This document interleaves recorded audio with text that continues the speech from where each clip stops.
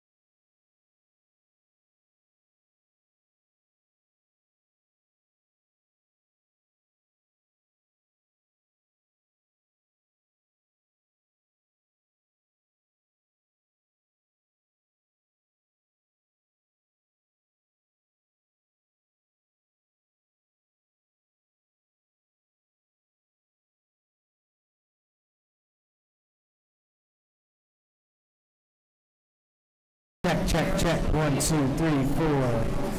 Check, check, check. 1, 2, 3, 4. Check. 1, 2, 3, 4. Check, check, check, check.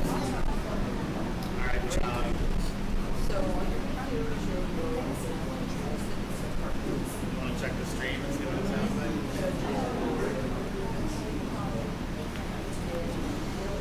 It sounds like that on the stream too.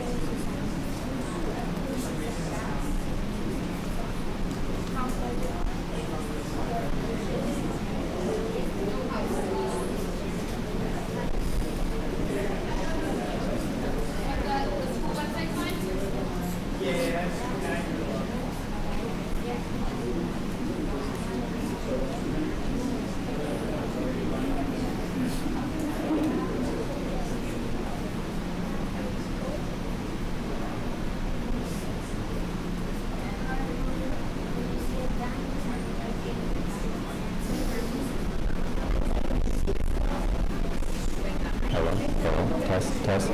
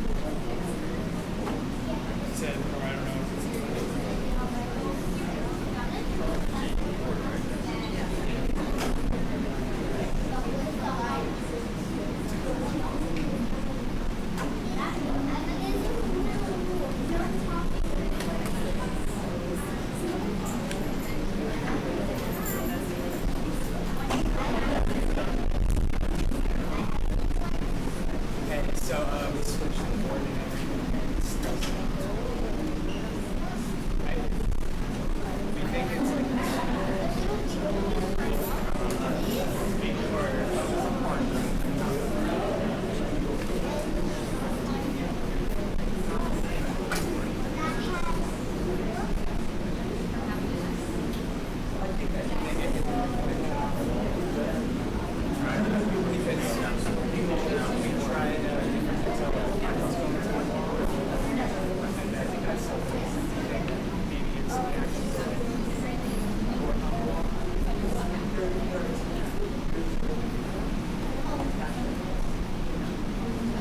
they all sound good. Like he said,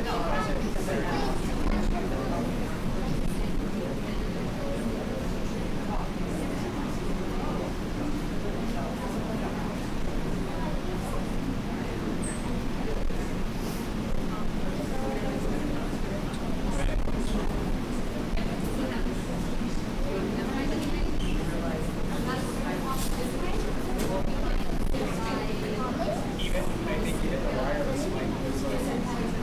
Oh, you mean the one for like the actual like cafeteria mic? All right.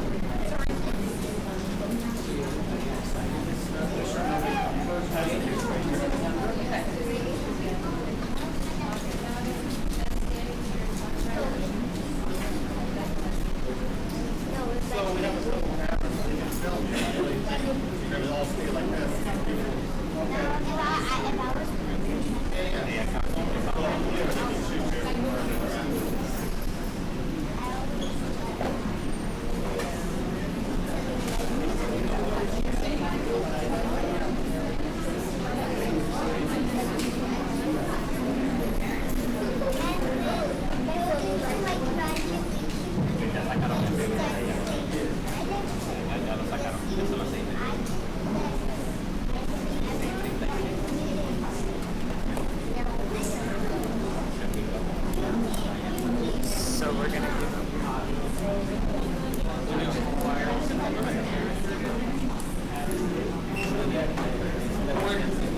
we need a few minutes. Is that on? Oh. The mic's on?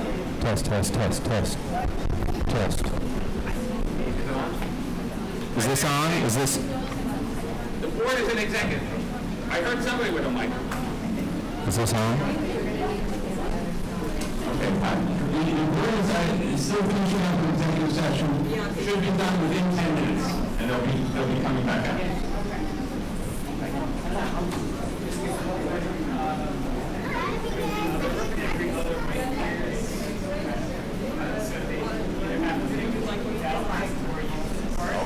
All right. What happened?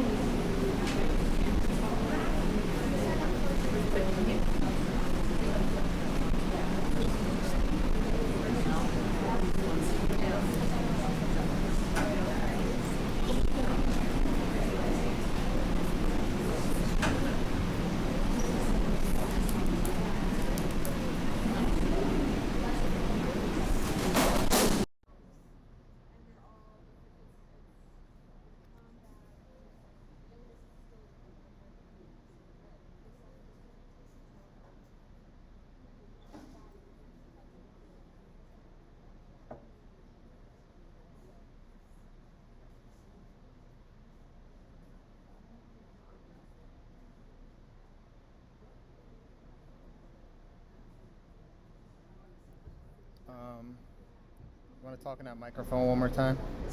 Yeah. Test 1, 2, 3, 4. Test 1, 2, 3, 4. Okay.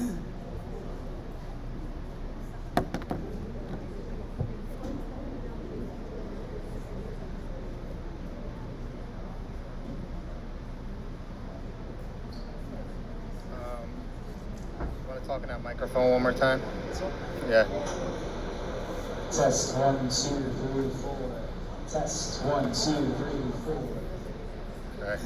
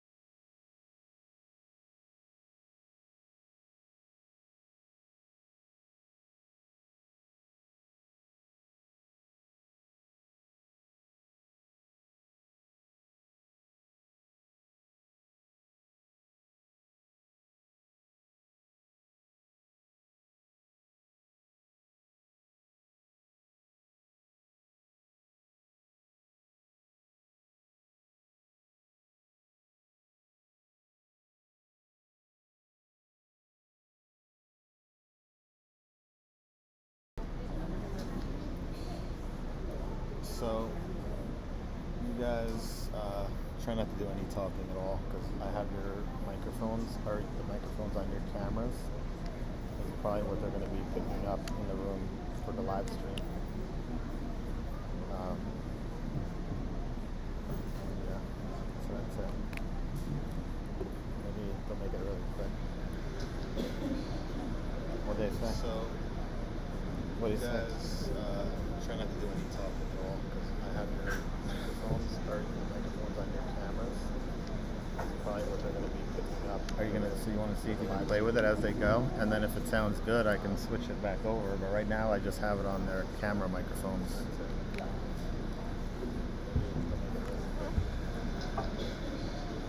What do they say? So, all right. Anyway, guys, I'm on this. Try not to do any talking at all.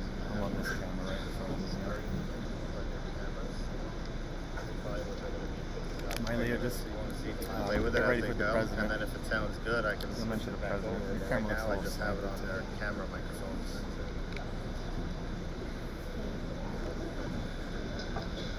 Doesn't it put it up against those lines on the TV right there? You see how it slants over? You're gonna have to do straight. Yeah, but use the level underneath. See what I'm saying? Miley, just play with it as they go, and then if it sounds good, I can switch it back over. Right now, I just have it on their camera microphones. Alright, just whenever you're ready, just zoom in on the president. You can probably open up your, what's your iris at too? You're gonna have to do straight. Yeah, but use the level one. Alright, you just open it up. See what I'm saying? A little bit more. Maybe you just play with it as they go, and then if it sounds good, I can switch it back over. Right now, I just have it on their camera microphones.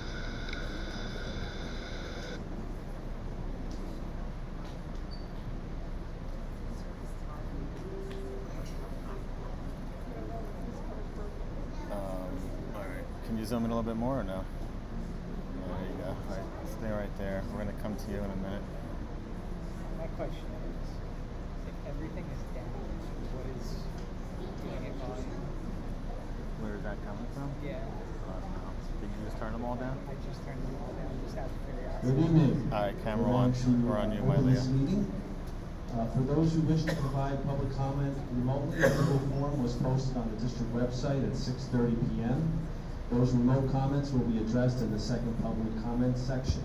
This meeting, which is hereby called to order at 6, whatever time it is in compliance with the notice requirements of the law. Public notice was posted in the office of the Board of Education and communicated to the municipal clerk and the Daily Record on January 15, 2025. Can you please stand for the Pledge of Allegiance, Mr. McCauley? Camera 4. You guys are clear for the moment.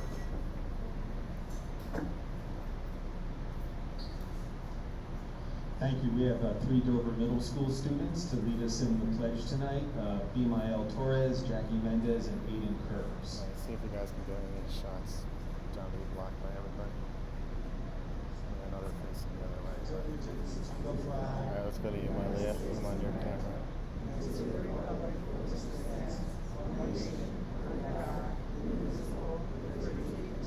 Alright, back to camera 4.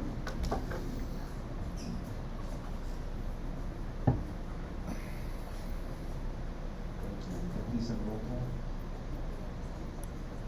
Mr. Slater, Ms. Downs, Mr. McCall, Alright, John, let's go to you. Ms. Phillips, Ms. Pinellas, Dr. Senner, What's your, Ms. Shower, Ms. Sones, Mr. Miller. yeah, you're gonna have to open it up a little. Here, Mr. Shower, can you read our mission Alright, I'm statement? on camera 4. Yeah, make it brighter. What do you And extra steps tonight. Working together as a community, our mission is to welcome all and provide Come on, yeah, opportunities for our students in a safe and accepting learning environment to become creative, empathetic, resilient, and who choose to make an impact. The Dover Board of Education acknowledges that the law of the state. Alright, camera 4.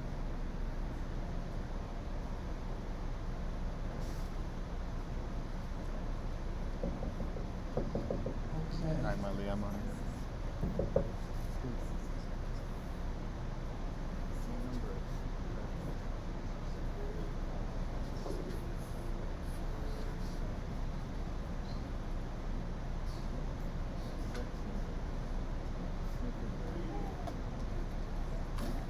Good evening, everyone. All right, my Buenas left slide noches. over. Thank you. We have our first presentation this evening in recognition of DMS All right, go to you, 2025 Maria. National School of Character, Mr. Macaulay Everyone. and Ms. Daly. All right, camera 4. And let's go to the podium, camera 3. So,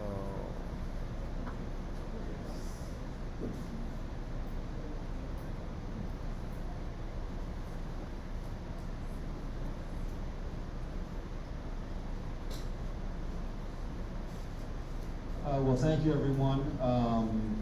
We're very excited to be here tonight. Once again, I'm Mike Macaulay, the principal of Dover Middle School. I'm here with Ms. Julie Daly, who's in charge of our character education programs. And we have our Leah, you wanna students shoot who just those did the three pledge, people that Bimael he's talking Torres, about Jackie real quick? Mendez, and Aiden Kurz.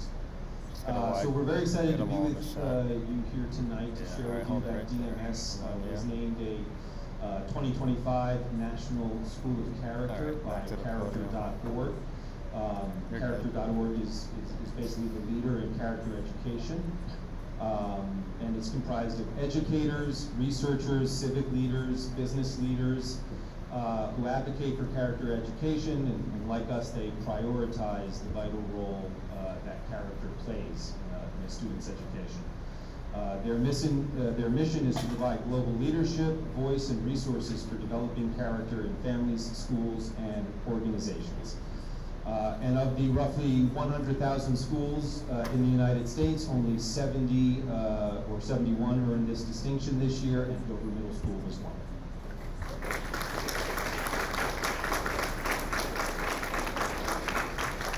So we do have a video we'd like to play, which is comes from character.org, and it's them sort of thanking or congratulating the schools that were named. So hopefully this will work, and I'll John, bring shoot- the microphone over John, to the shoot the computer. shoot the screen for me.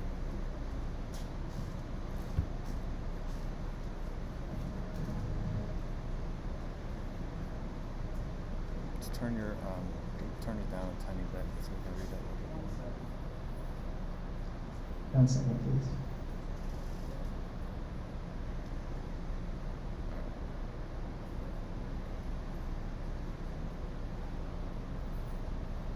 Alamo Heights ISD in San Antonio, Texas. I am a proud principal at Cambridge Elementary.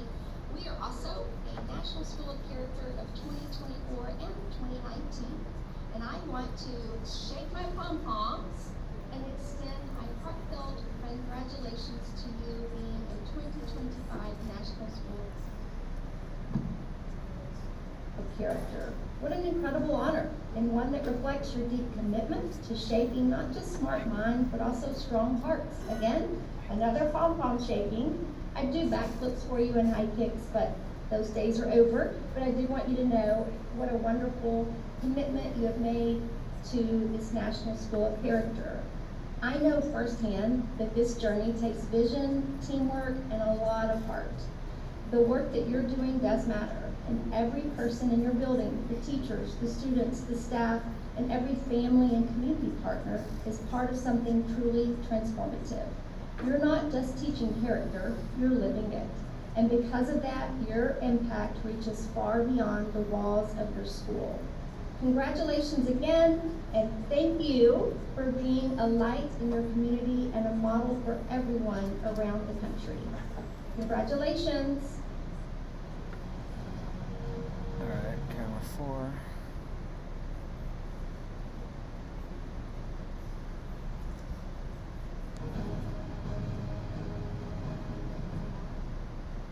So, as a school, Dover Middle School has been working to really mindfully incorporate more character education and social emotional learning since the 2019-2020 school year. And this started, I pointed to the screen, but there's nothing there. This started with us talking to the whole community and saying what character traits you think our students really need to learn. And maybe you were a part of that. Maybe you were part of that voting in the 1920 school year. And we came up with TIGERS, T-I-G-E-R-S. And at that time, we were using those in East Dover Elementary and in Dover Middle School and as a district as a whole. And then last year, in the 2023-2024 school year, we started a PBIS committee, which then re-surveyed everyone and said, hey, how's our character journey going? Do we have anything that we need to work on? Are these still our core values? Are we ready to move on to something else? And on the screen, you can see that at the beginning of last September, we started with ROAR at Dover Middle School.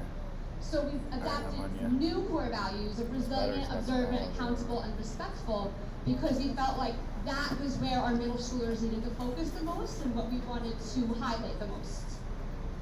We rolled out the new core values at the beginning of last school year with a pep rally hosted by our PBIS committee, which is your slide. So the PBIS committee began work in the 23-24 school year under Mr. Jaime's leadership. And in case we don't say it enough tonight, so many of these initiatives started with under Mr. Jaime as principal of Dover Middle School. And so PBIS continued our district's partnership with NJCIE, which is the New Jersey Coalition for Inclusive Education, and we've been working with them for years to better incorporate all different types of students into the life of our building. Working with them, they came up with the new acronym for our core values, which is ROAR, which stands for Resilient, Observant, Accountable, and Respectful. And that was really born out of the committee's desire to recognize positive behavior and reward positive behavior, and not always, when focusing on behavior, focus on negative behavior or consequences, but to praise students and let their families know when they engage in positive behavior. So they did a lot of planning in the 23-24 school year, and then in this school year, we rolled it out. We got t-shirts for all of our staff with the ROAR acronym, and we organized a kickoff pep rally in September. We created posters with the ROAR acronym and examples of how to live up to it in different parts of the building. So we had posters of the cafeteria, the hallways, the bathroom that sort of showed what ROAR behavior looks like in those places. We also started something called the ROAR Awards, where teachers, if they see a student living up to one of those core values, they fill out a postcard describing the behavior. That postcard gets mailed home to the parents so that the parents know and are aware of what happened. And then we highlight that behavior in our morning announcements. So every morning I'm reading, highlighting a different student for some good deed they did. One example, I saw a student help a teacher pick up their things. They had dropped their things trying to enter the building in the rain, and the student, without being asked, sort of held the door and helped them pick up their things and brought them in. So I wrote that in a postcard that went home to the family. And like I said, then we highlight the students in the morning announcements. And then we also have an end of marketing period celebration where all the students who have been nominated come down to the cafeteria for some kind of treat and get recognized again in that respect.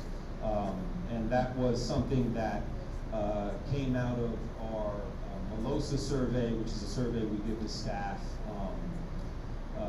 seeing what they want more of, less of, same as, and that grew out of that. If this slide here is an actual picture from the pep rally. So we had a pep rally and we had students engage in activities. Each activity represented one of the different words of ROAR. So for resilient, students had to hold yoga poses for as long as they possibly could. For observant, they engaged in a scavenger hunt. For accountable, a blindfolded student would be sort of coached through an obstacle course by a student who was not blindfolded. And for respectful, we did the human knot, which is pictured above, with students and our teacher, Kyle Madison, who's on the PBIS committee. And that's where all the students have to lock hands, and then they have to actually get out of that without letting go and figuring out how they can maneuver around one another. So that was a great event in September. It really helped to kick off our core values with the acronym ROAR.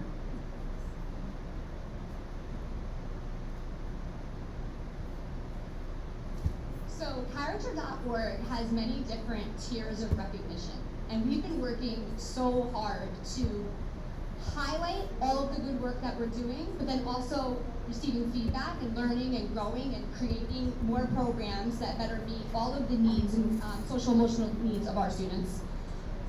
So we originally earned a promising practice for our Character Counts program, which we'll talk about more in a little bit. And then last year, we actually were so excited to earn the State School of Character recognition. But the reason we're all here tonight is because we did become a National School of Character this year, which is extraordinarily difficult to achieve, and we worked very, very hard to do so. So we had lots of reasons to celebrate and lots of different ways that we celebrated. First, we plastered it all over social media. We had, as quickly as we could, Mr. McCauley was sending out emails, school messenger notifications. We wanted everyone to know our good news. We met with our interview team and all of the distinct character groups to congratulate them. We purchased new banners that you'll see outside of our school. And then Mr. McCauley said, we need t-shirts, and man was he right. Listen to the people, we needed t-shirts. So Mrs. Christiniak and I designed t-shirts. We got t-shirts out to everybody in our building. We're so excited to have one for every incoming 7th grade student next year. And we all wore them together on the last Friday of the school year. And it was so nice to see everybody matching. We sent out our Tiger News team to grab some pictures. So we have a video that you can see of that. And Board of Ed members, if you remember, we asked you for your t-shirt sizes because we want you to celebrate with us.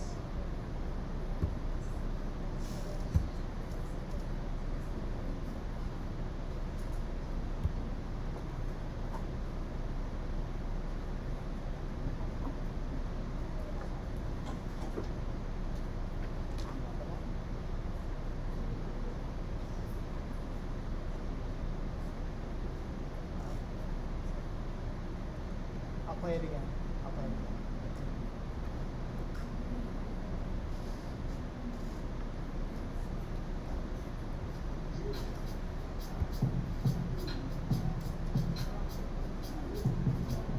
All right, John, I'm on you.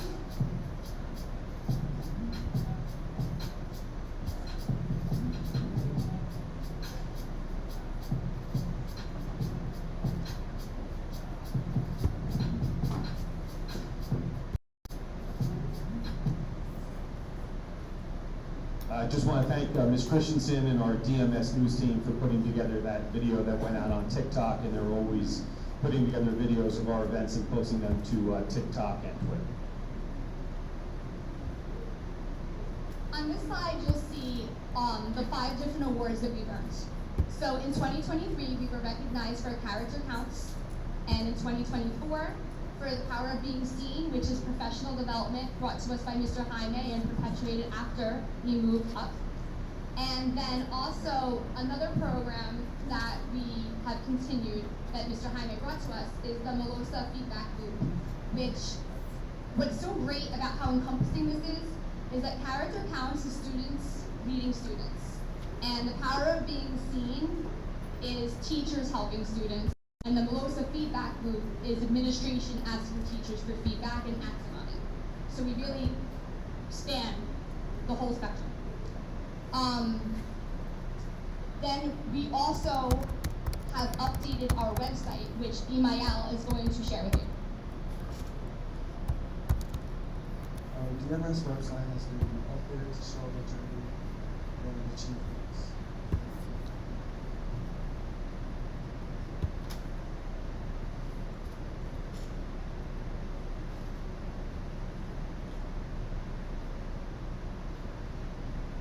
As you can see, our website was designed to show about the work that we are in. And the website team has included a character journey that I would like to show you how to find it. First, click About DMS, then go to School of Character, and then click About, then go to School of Character. There you'll see our journey.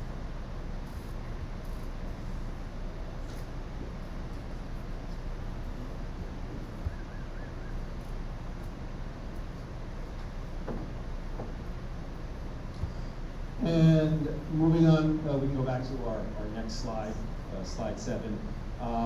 You know, this year, last year we came very close to being a National School of Character. We only fell a couple of points short, according to the formula of character.org.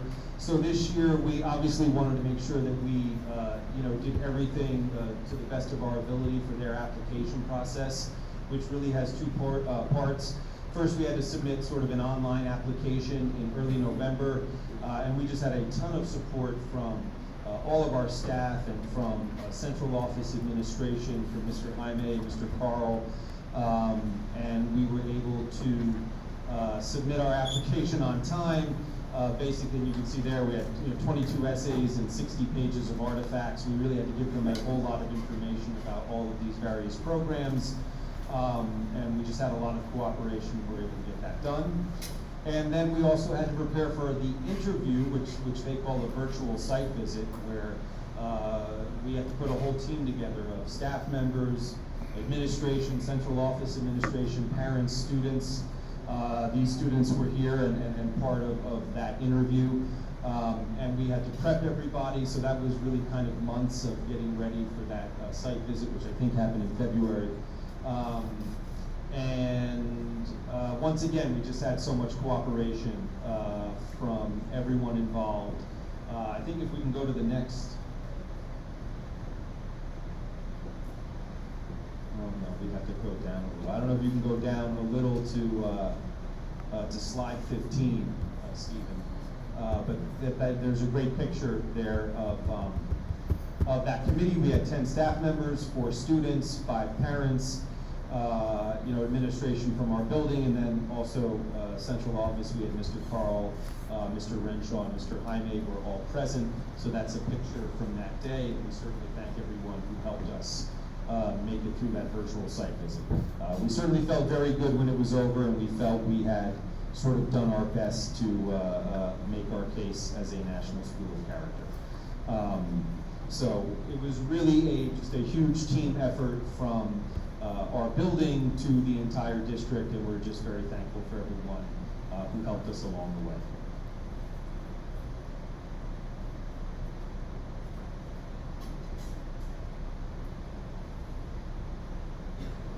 Mr. Steve, we're back on slide 8. Thanks.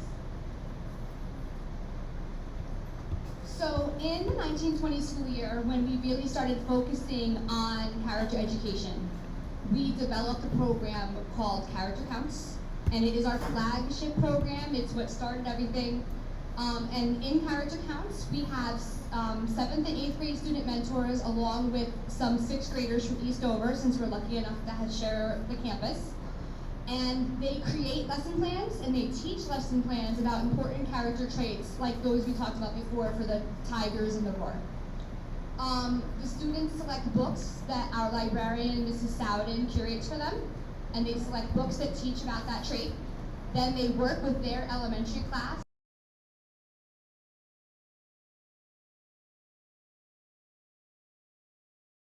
With your class, do you want to act some things out? And they have some choices to make, and they really are teaching and taking part in that. For the past 3 years, we have also traveled to Academy Street in North Dover. So we visit Eastover 6 times a year, and we have those 2 additional visits. The program's always changing, always growing. The best example I can give this to you is when we were learning virtually through the pandemic. Character Counts succeeded. We were not sure. We thought it might die off because that was the year it started.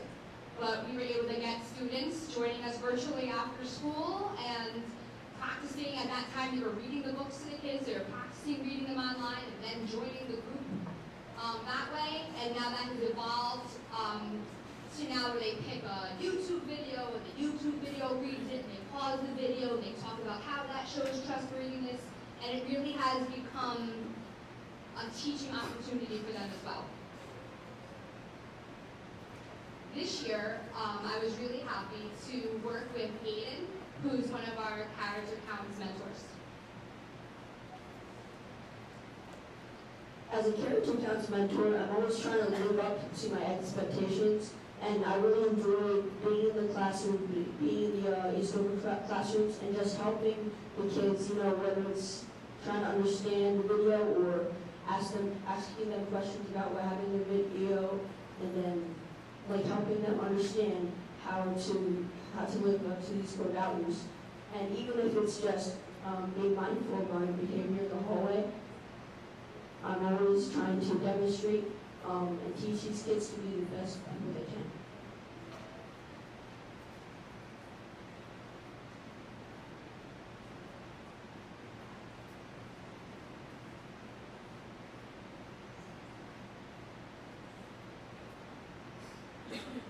This is another rising ninth grader, Jackie, also talking about her time as a character counts mentor for 3 years.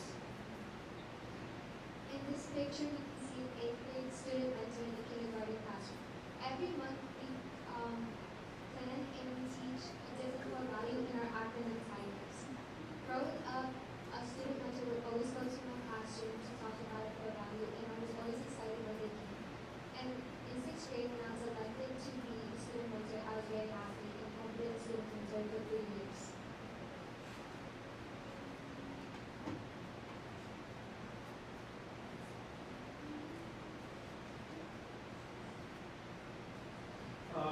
And then on the next slide, the power of being seen was another professional development activity that Mr. Jaime brought to Dover Middle School. And it's great. It's basically, you know, the teachers sit around and we sort of make a list, and you can even go to the next slide, Stephen, you'll see a picture of them. We basically take our time to try to identify every student in the school who has a strong connection with the teacher. And what we're really looking to do, of course, is identify the students who do not have that one strong connection with a single staff member. And then from there, we work on obviously establishing those connections with those students. So it's a fairly simple idea, but it's very powerful, and it allows us to make sure that every student in the building has at least one adult, whether that's a teacher or an administrator or a security guard or anyone, that they feel comfortable going to, a guidance counselor, you know, if they have an issue or they have something that's bothering them. So we want to make sure every student has that person, and this activity allows us to do that. So we've been doing it for several years now, and certainly we will continue to do it.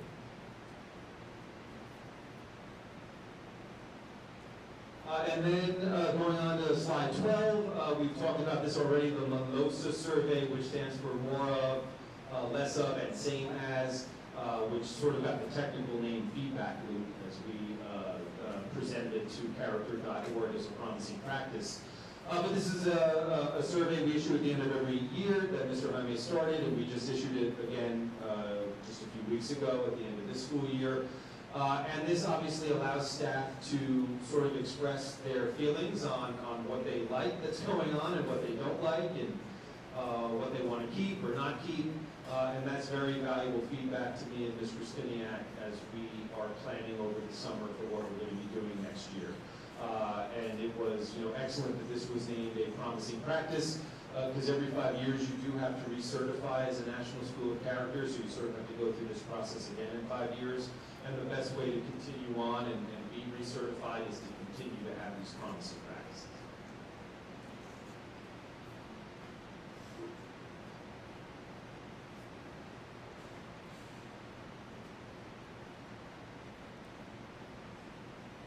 So since we already have 3 promising practices, we're always looking to build the program. And just to keep everyone updated, that our goal for next year, hopefully, is to have our new program, Helping Hands, become a promising practice in 2026. That's what we'll be working on next school year. Last November, there were some 7th graders who noticed that some help was needed in the elementary classes. And that's how it starts. That they were read the fact that what the community we've already built, that they saw something and they wanted to do something more. So they came to me, they said, what can we do? And that's when our new service learning project began. And what it turned into is that Helping Hands is where 7th and 8th grade students volunteer to help elementary classes once a week. It directly aligns with the Family Life Health Core Curriculum Standards. So it works, and then it turns out that one of the Family Life teachers, Mrs. Blank, is now helping us run this program, and it was very, very effective. and the feedback has been wonderful. I would just like to add, Mr. Chewy's here tonight, and we want to thank him and Ms. Garcia for always working with us on these programs. As you know, we have two schools in one building, Dover Middle School and Eastover Elementary. And one of the great things about it is that we do have those students from kindergarten through 6th grade in the same building as us, and it just allows for programs like this to exist, where sort of the older middle school students, or even 6th graders who sort of join our middle schoolers with character counts, can go into the younger classrooms. And that's a real benefit for us that not a lot of middle schools have, where they have those younger students in the building. So it's always great working with Eastover Elementary to make these programs work, and we certainly thank them.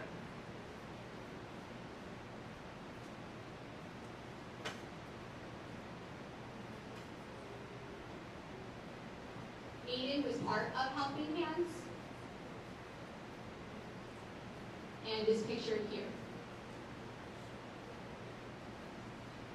So I was in Helping Hands during 2025 for the school year, and I like helping keep kids occupied while the adults are doing their thing, because it's difficult to manage a kindergarten classroom.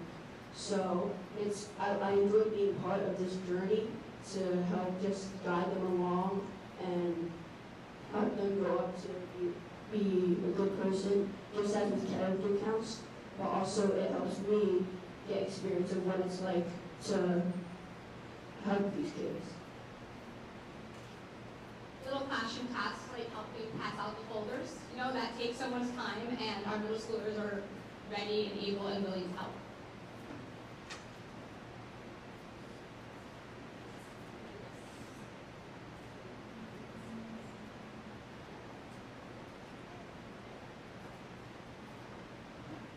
So some of our other application highlights, we're down to the last two slides.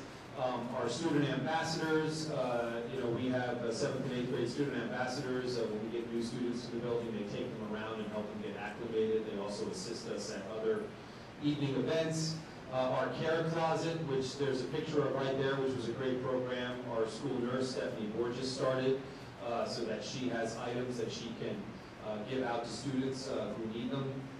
Our summer bridge program is a great program in the summer, where we invite a bunch of rising 7th graders who have just finished 6th grade. They come to our building and do a program in July to get acclimated to the middle school. Our summer planning breakfast, that's when all the teachers come in and basically help us plan out the entire year in August. Our safety team committee, and our student mentor program, which was started by our teacher, Mr. Madison, and matches teachers with a student mentor, if those students are in need of some extra guidance or help, getting through middle school, and that's been very successful as well. And now for our last slide, what's coming next? We had neighboring districts who helped us with this application, and that's a favor we'd like to return in terms of helping other districts and schools in the area as they go through this process, including our own Dover schools, many of whom are in the middle of this process as well. More promising practices, as I said, and I got Mr. Jaime's permission to put this on the slide, which is going for District of Character. You can become a District of Character. I guess if all the schools become schools of character, you can then apply for District of Character. So that's certainly a long-range goal for the whole district. Thank you for listening to us, and we're just very excited to share all of this with you. Thank you very much.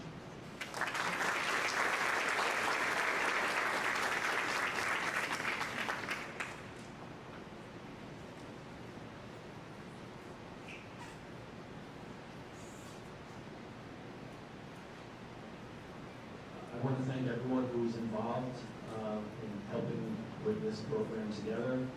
Not only is the recognition great, but it's really creating a culture that gives our students a wonderful environment for learning and to excel, and it's amazing. And I just love the power of being seen. I think that is awesome.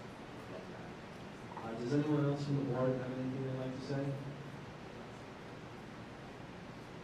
Okay, Sharon?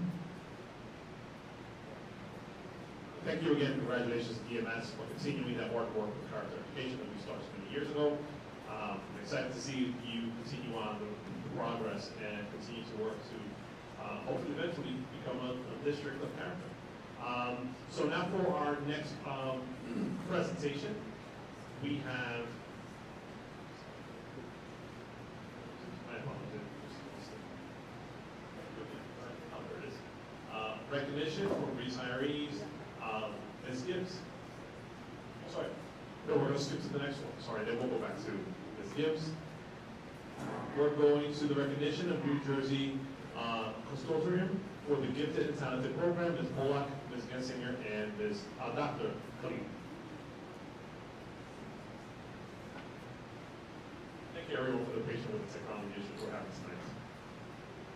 Mr. Honey.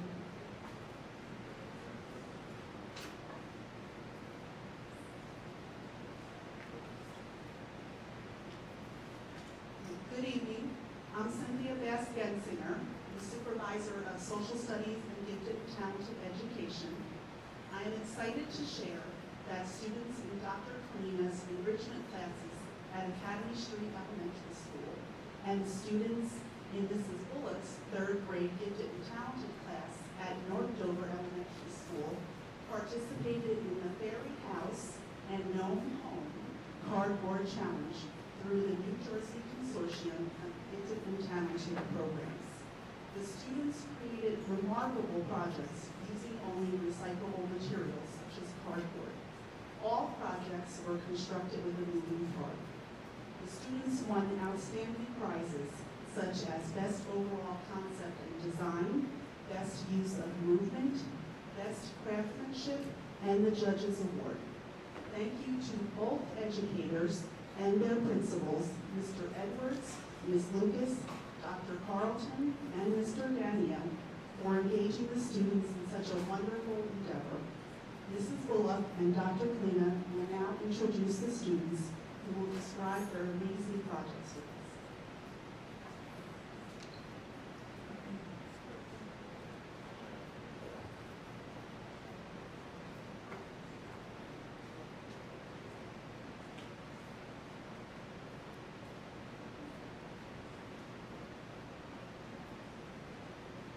Good evening, I'm Dr. Kalina, and at the time of this challenge, my assignment was at Academy Street School.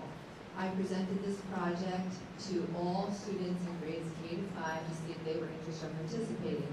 We had numerous students participate. I'm very fortunate to have 3 of the top winners from the contest in our building. First of all, I'd like to introduce you to Sarah Orama. In the K to 2 category, she won the top prize with Best Overall Concept and Design. Let's give her a big round of applause.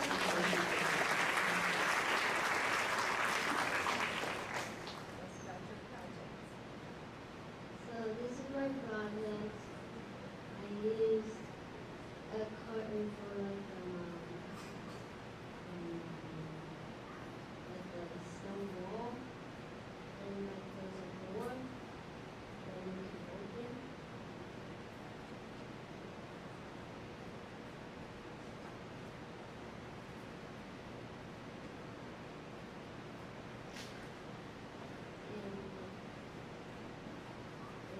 And I used like pine cones, and I got pine cones from my backyard, and I painted them. And I got these like vines from the store, and I colored like colorful flowers with my markers. And I used like sticks. I used like sticks to get like the side of the order, and like I used fake leaves in the store. I got my bunch from to like glue them on,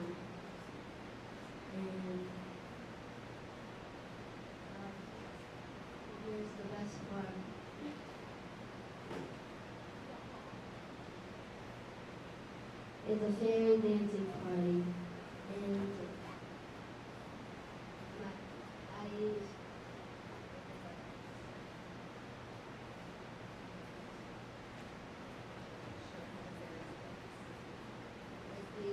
we use a mechanism to make the fairy make the fairy look like they're dancing. And this one's just like sitting there. And we put green tape and glue leaves here. And it's how they dance.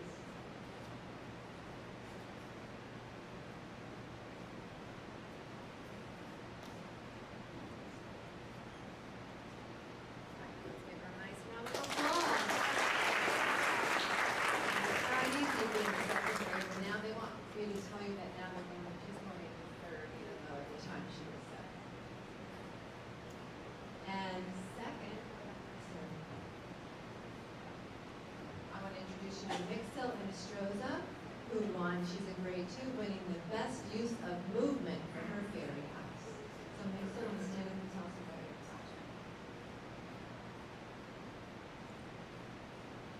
My house has a little fish in the pool, and the baby can go inside the door, and she can visit some tiny birds to put their pets in the tiny house, so they can go down and do a party, and then they can water the plants. And they can go later on tonight to go to the swimming, and then we can go to swim in the water and take a walk and see the things that we did.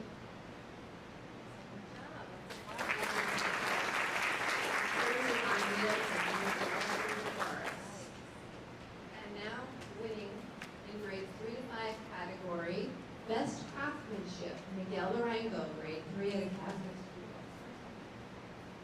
Let's give an applause for Miguel.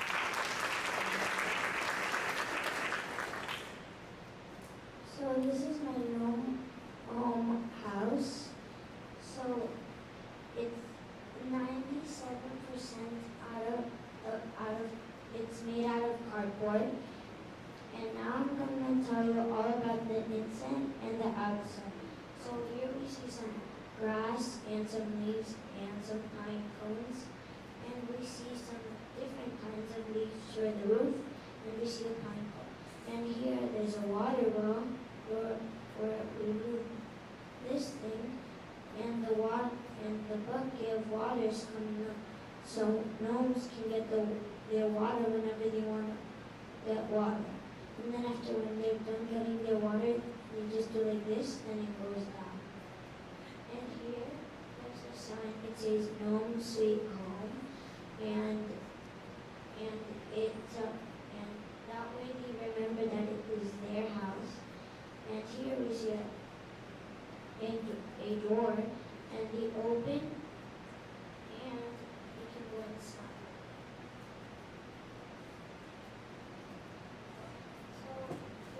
So here we see a carpet, we see a dining table right there, and some napkins. We see a microwave right here, and we see a window. Then after we see a gnome right here, we go upstairs, we see a portrait, and we see a TV, and we see a comfortable bed with some flowers in it, and we see a closet. We open it, and it has hangers. Then after we go downstairs, this is my favorite part, and we turn on the lights.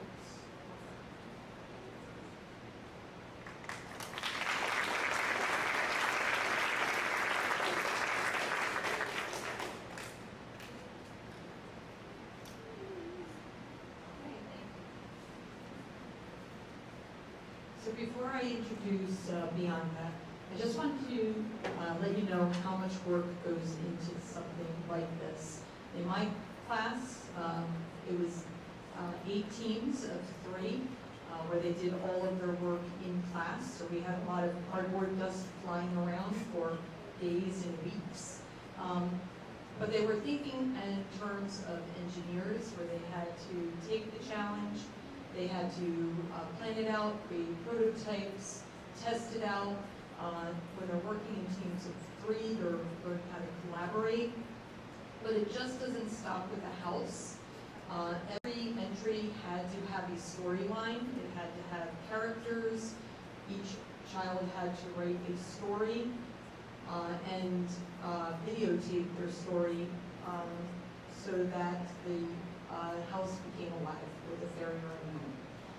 And that's a big challenge.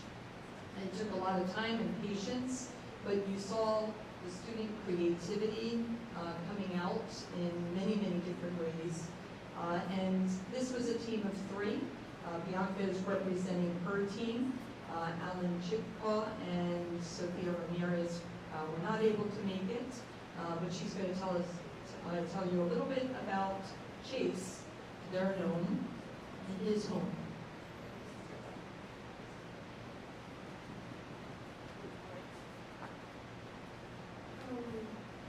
Chase is living right here. Sophia made Chase. We decided the gnome should be an artist.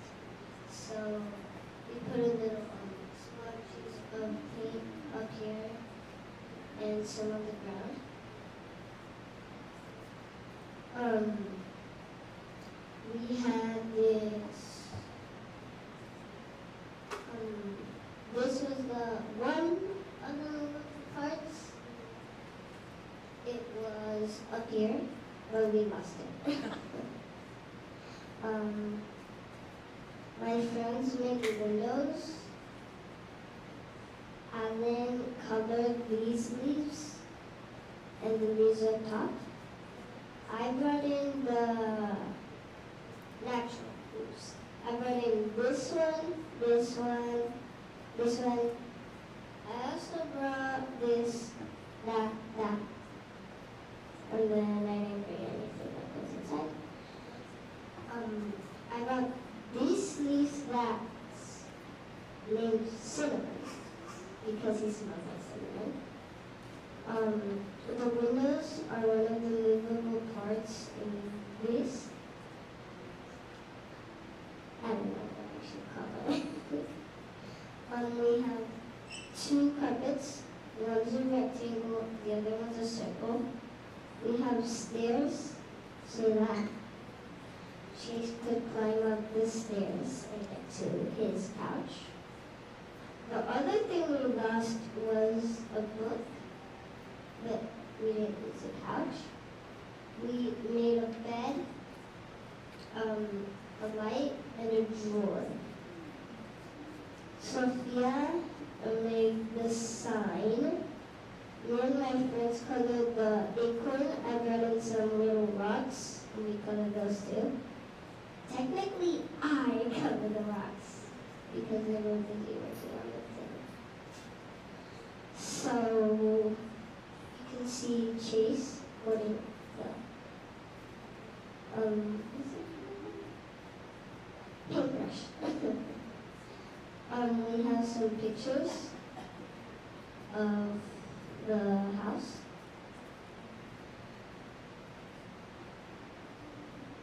Right here is the book. Here's downstairs. And the windows in the back. The back windows. The escape window. I made the escape window. It's big enough for Chase to fly out during the fire. So just to let you know, there were 120 entries. So when you think that over students took away 4 of the prizes, the judge spent a lot of time and wrote each one a special note. what she liked about their project, what she thought their strengths were, and the Gifted and Talented Consortium, they put a lot of time and effort in it, and it has been a wonderful opportunity for our students. So thank you very, very much.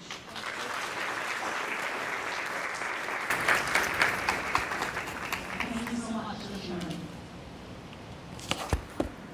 Let's give them one more round of applause. Thank you guys so much for sharing your contributions. And now for our final presentation, we have the recognition of retirees, Ms. Gibbs. Let's go to the podium.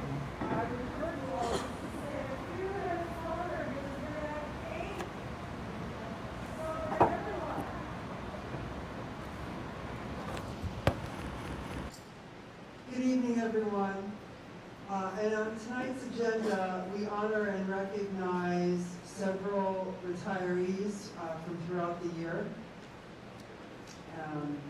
And when looking to craft a speech to honor our retirees, I reflected on what appropriate theme it could be. Last year, I did reading, writing, arithmetic, and retirement. And this year I thought, what about a book? If we were to write a book about our retirees, what might it be? Because, after all, isn't that what we tell our students? That they're the authors of their own story, and they should write a great story. So here are the great stories of our retirees. The title of the book is A Lifetime Dedicated to Education. And it was published one unforgettable year at a time. When we read the dedication page, we see that the book is dedicated to the students who inspired each chapter, the colleagues who shared their journeys, their families who offered support, and the community that helped. Sonia Concepcion, our high school security guard with 25 years in Dover. Jean Fakina, our art teacher at North Dover with 18 years in Dover. Robert Franks, our director of preschool with 24 years in the district. Elaine Rinaldi, special education teacher at Dover Middle School with 16 years in the district. Mary Walker, Spanish teacher at Dover High School with 30 years in Dover. And Andrea Williams, paraprofessional, 26 years in district. Chapter 1. They're quick chapters, I promise. Chapter 1, fresh faces, fresh pencils, fresh new beginnings. While each retiree's story may differ somewhat, I'm fairly certain that each story all began with nervous energy, fresh lesson plans, and the anticipation that one can only have with a fresh start, a new beginning, and an open heart. Whether that young person was stepping into a school office, an art classroom for the first time, or stepping into a gymnasium, or a special education classroom, or a Spanish classroom, or any classroom where assistance was needed, they were all ready to make a difference. That first day, that first bell, marked the beginning of incredible journeys that would shape so many lives, including their very own journeys. Chapter 2, Lessons Beyond the Lesson Plan. The real magic wasn't always in the textbook or in the lesson, but rather it was in the teachable moments. As everyone who has ever worked in any aspect of education knows, some of the most important lessons taught in school are never written in the curriculum guide. Sorry, Lori. Or listed on the whiteboard. Ms. Concepcion, you taught students to follow the rules to show their ID and stay safe. But you also taught them that true safety comes not just from locked doors, but from knowing there are adults who care, who protect, and who treat every student with respect and dignity. Ms. Fakina, you taught students how to hold a paintbrush, how to shade, how to mix colors, and how to sketch what they see. But you also taught them how to see beauty in the world, how to embrace their creativity, how to be proud of their individuality, and how mistakes can sometimes become masterpieces. Mr. Franks, you taught students to follow the rules, to work hard, and have a sense of humor, and to strive for excellence. But you also taught students to believe in themselves, to lead with kindness, and to understand that success isn't just measured by grades, but by character, courage, and compassion. Ms. Rinaldi, you taught students how to read, how to solve problems, how to meet their goals, but you also taught them that every learner is unique, that progress is measured in courage as much as in grades, and that with patience, belief, and support, there are no limits to what they can achieve. Ms. Walker, you taught students how to conjugate verbs, how to roll their R's, and how to build sentences in a new language. But you also taught them how to appreciate other cultures, how to be curious about the world beyond their own, and how language can be a bridge that connects hearts, not just words. Ms. Williams, you taught students how to stay organized, how to stay focused, how to follow directions, but you also taught them that help is always nearby, that every student deserves patience and understanding, and that sometimes it's the quiet support in the background that makes all the difference. This chapter, though unwritten in that lesson plan book, may just be the most important one of all. Other chapters, chapter 3, I'll just read the synopsis. Lunchtime laughs and staff room wisdom. Here's where bonds were built between colleagues who became friends, mentors, and sounding boards. Through every change in policy, curriculum, and schedule, there was always a community of educators keeping each other grounded. Chapter 4. Conferences, challenges, and growth. There were long nights, tough conversations, and lessons learned the hard way. But there was always a return to the why, the reason you chose this path in the first place. Growth just didn't happen for students, it happened for you too. Chapter 5, the years of change and resilience. Education is never static. New technologies, new standards, and new unprecedented challenges tested the limits. But with every turn, you each adapted, you each rose, and you each led with heart. Chapter 6, the final class, the last assignment. And then, one day, you realized you had reached the final chapter of your career. The classroom was the same, school was the same, except in Mr. Franks' case, it was never the same. But something was different. A sense of closure, of pride, and of knowing you gave it everything you had. And it was time for you to begin writing the next chapter, the epilogue. A new chapter begins. Your book doesn't end here. It just turns a page. Retirement is your time to write new adventures, explore long-held dreams, and reflect on a story well told. Because while the classroom lights may dim, the light you sparked in others will forever shine. Congratulations to each and every one of you on completing one of the most meaningful stories ever written. Your legacy lives on in every student who believed in themselves because of you. We thank you for your dedication, for your passion, and wish you nothing but the best in retirement. We have some flowers for you, and some photo opportunities with Mr. Jaime. So if I know we have a few people in the audience, Ms. Rinaldi, Ms. Williams, Mr. Franks, if you would come up and we'll do some photo opportunities here. Mr. Miller as well. We've got a big round of applause for retirees.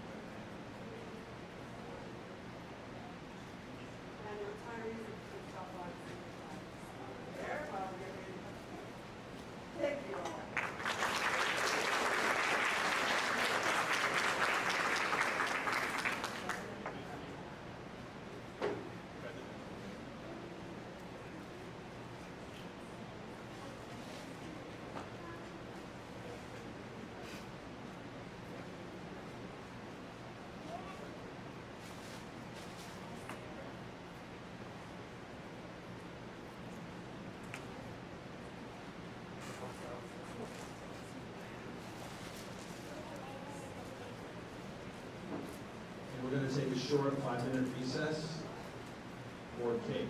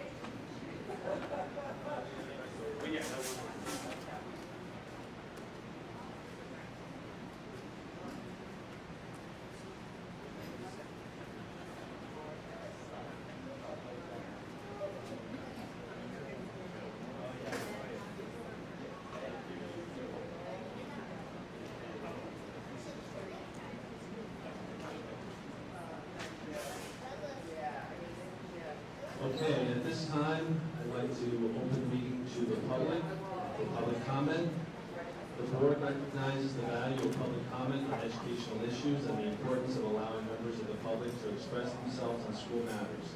To ensure fair and orderly expression of such comment, each statement shall be held to a time period of 3 minutes. Public comments limited to items on this agenda shall be entertained for approximately 30 minutes upon the discretion of the presiding officer. Please understand that public comment portions of our agenda are not structured as question and answer sessions, but rather they are offered as opportunities to share your thoughts with the board. The board may or may not respond to public comments. However, all comments are considered and will be investigated and addressed as appropriate. Please be courteous and mindful of the rights of others when providing comments. Comments may not be abusive, obscene, threatening, or irrelevant. Please understand that students and employees have specific legal and privacy protections. The board is not permitted to respond to public comments about students or employees. Please be advised that you are commenting at your own risk.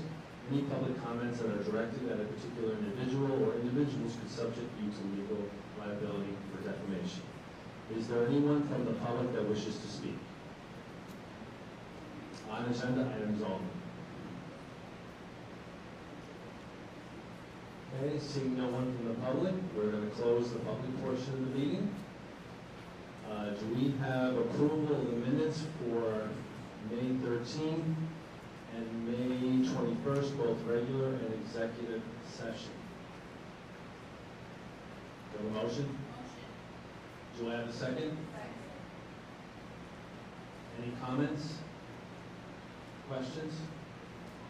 Okay, and please have a roll call. Ms. Phillips?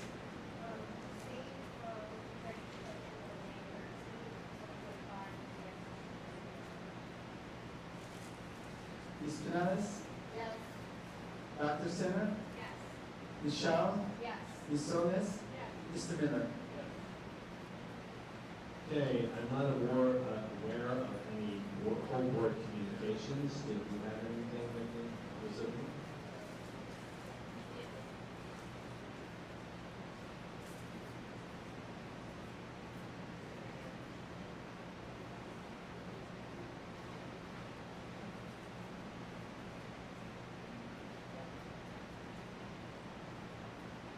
I don't think there was one to the whole board. Oh, what?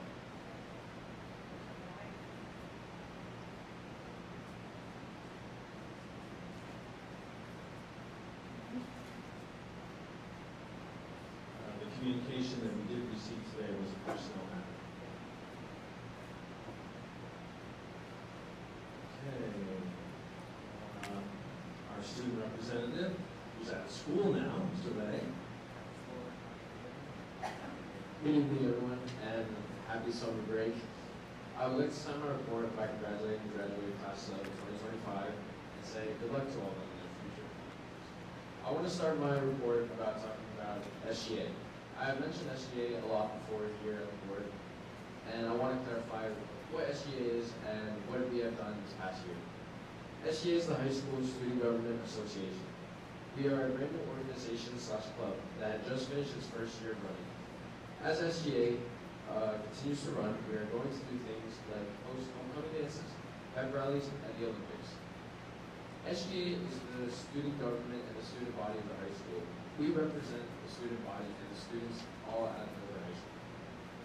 And most recently, the SGA had met with the superintendent to address some things going forward.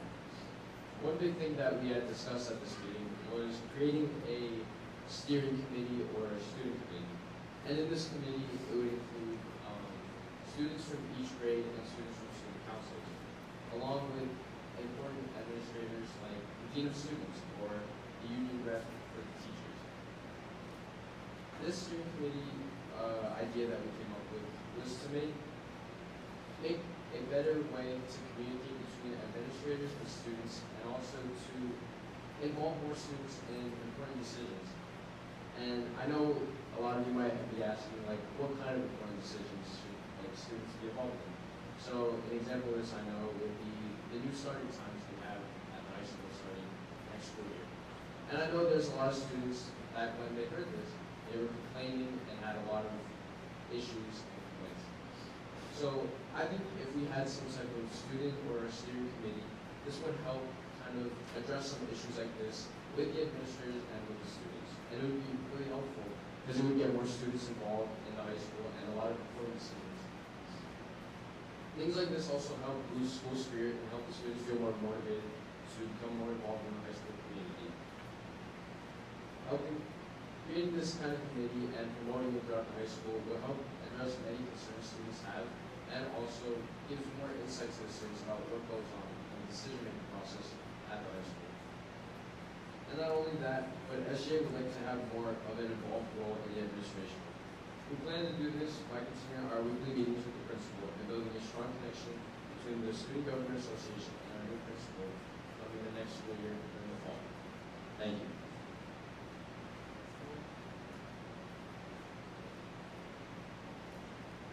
Thank you. I just want to say you are way wise beyond your years, and the fact that you're working with student leaders to make a better environment for students, to help bridge the gap in understanding between administration and students, just makes for a much better learning environment where everyone is all in. So thank you very much, and enjoy your summer. Okay, President's report. So good evening again, everyone. It's certainly been an extremely active and fulfilling month for our board and district. I had the distinct honor of attending the Morris County Academic Achievement Recognition Dinner, where our valedictorian and salutatorian were recognized for their outstanding accomplishments. Celebrating the academic excellence of our students is one of the most gratifying parts of this role, and seeing their dedication and potential acknowledged on a countywide level was truly inspiring. I am also proud to share that I was elected Vice President of Morris County Educational Services Commission again this year. This responsibility offers an expanded opportunity to advocate for the needs of our students and community across Morris County, and I look forward to representing our district as part of that board. This month I've had the privilege of participating in the graduation ceremonies at both Dover Middle School and Dover High School. These events served as a powerful reminder of what we worked toward all year: student growth, achievement, and readiness for the next chapter. So again, congratulations to the class of 2025. Yesterday I attended the New Jersey School Boards Association Leadership Summit for board presidents and vice presidents held at Manville High School. Over 90 school board leaders were present, and the summit focused on 3 core pillars of effective board leadership: lead, preside, and unify, all through the lens of John C. Maxwell's 21 irrefutable laws of leadership. One quote that stood out to me was, "Everything rises and falls on leadership." This principle reminds us that as board members, we set the tone for the culture, focus, and unity of our district's leadership. Throughout the day, we engaged in expert-led sessions on parliamentary procedure, strategic agenda setting, and team building. In smaller group discussions, we explored real-world scenarios and shared practical strategies. These conversations highlighted the strength of our own board here in Dover. We are fortunate to be a trained, collaborative team that places the education and well-being of our students at the center of every decision. A number of boards that were represented do not have the same experience as us, and they struggle and they have a lot of conflict, so we're very lucky. As John Maxwell notes, the law of process teaches that leadership develops daily, not in a day. With that spirit in mind, I'm bringing back several ideas for us to consider as we continue to evolve in service to our community. So one of them is strategic agenda alignment. Some districts are aligning their board meeting agendas directly with the strategic district goals. This approach reinforces clarity and purpose in the board decision making, and can help the public better understand how our actions are tied to student outcomes. The second one is district and board newsletter. To enhance transparency and connection with our stakeholders, I propose exploring a monthly district newsletter. By packaging our community reports, presentations, and key agenda items into an accessible and engaging format, we can better tell the story of our progress and partnership with the community. I'll be working with Ms. Phillips to further develop these ideas, and then we're going to hand them to the governance committee to further explore and possibly make recommendations going forward. So as always, I thank each of you for your commitment to this work and to the students of Dover. Together we demonstrate the truth of Maxwell's law of the picture.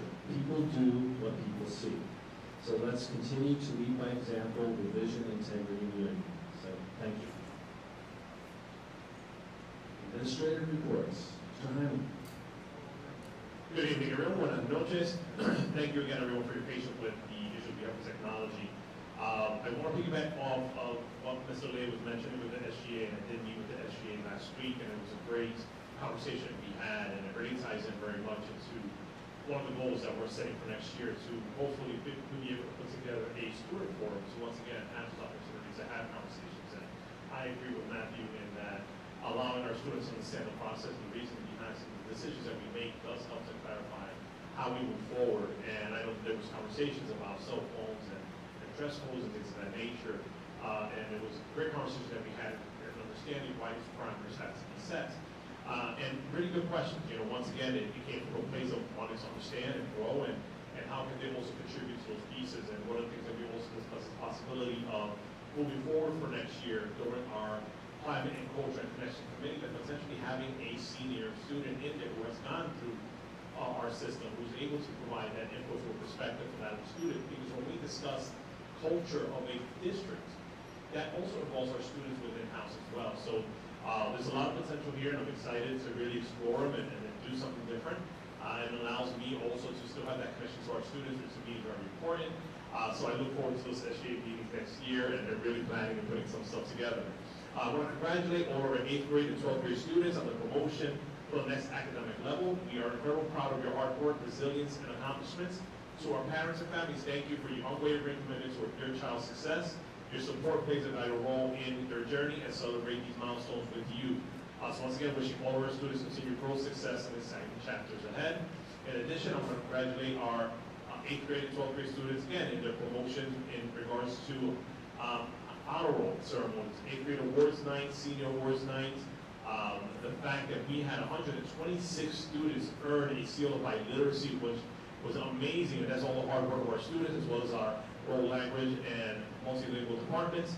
And this has really been a true team effort, and it's an outstanding achievement that reflects once again both academic excellence and linguistic pride. To the community of Dover, we're already preparing for an exciting and productive summer. Please look out for several important updates, including a end-of-the-year recap video highlighting our accomplishments and key moments, an informational video explaining upcoming staggered time changes for the following year, scheduled parent forums for the upcoming school year, each with a specific theme to guide meaningful discussion. And once again, thank you all for staying engaged as we have continued this past year really working to collaborate with our community. And the next piece I want to remind everyone is that this upcoming Saturday, June 28th, starting at 2 o'clock, there's a Summerfest here in Dover Town, and we are going to have our preschool administration there, as well as our community liaisons and SNAP-Ed information. So I encourage all of our community to stop by our table this upcoming Saturday. Once again, at our Summerfest, it will take place on Bassett Highway, parking lot B. And the last piece, it's hard to believe that it's been a full year has passed since I stepped into the role of interim superintendent. As I reflect on this journey, I want to take a moment to express my heartfelt thanks to our Board of Education members, dedicated staff, incredible administrative team, amazing students, and our supportive community. Your encouragement, trust, and patience during my transition from building principal to superintendent has been more than words can express. This year has been filled with learning, growth, and shared purpose, and I'm truly grateful to walk this path alongside all of you. Thank you for believing in me, for all you do to make Dover Public Schools a place of hope, opportunity, and excellence. Thank you. Any questions for Mr. Hyman? Business Administrators?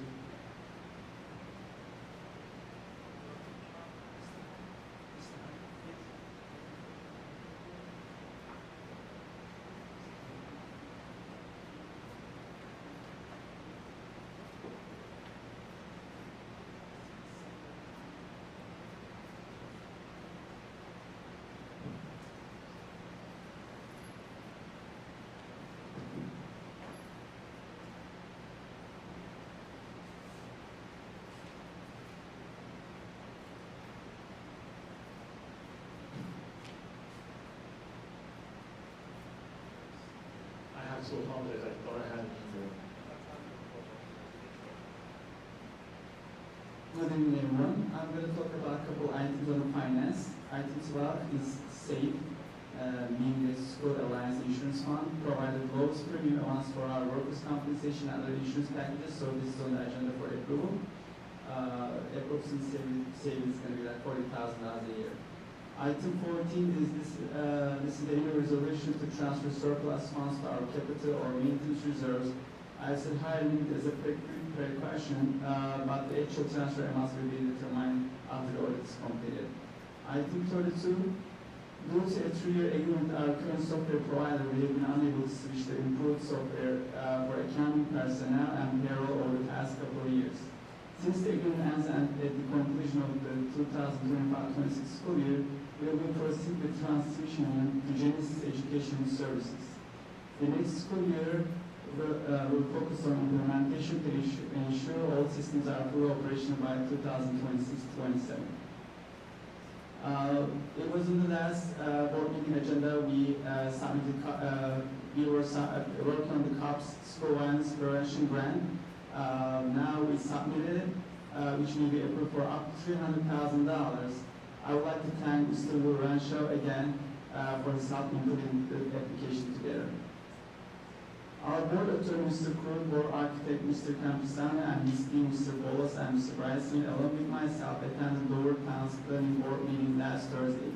We reviewed the 6th grade annex project design and answered questions from the town board. We will await an official letter from the town outlining all recommendations and we'll discuss them with our facilities finance committee.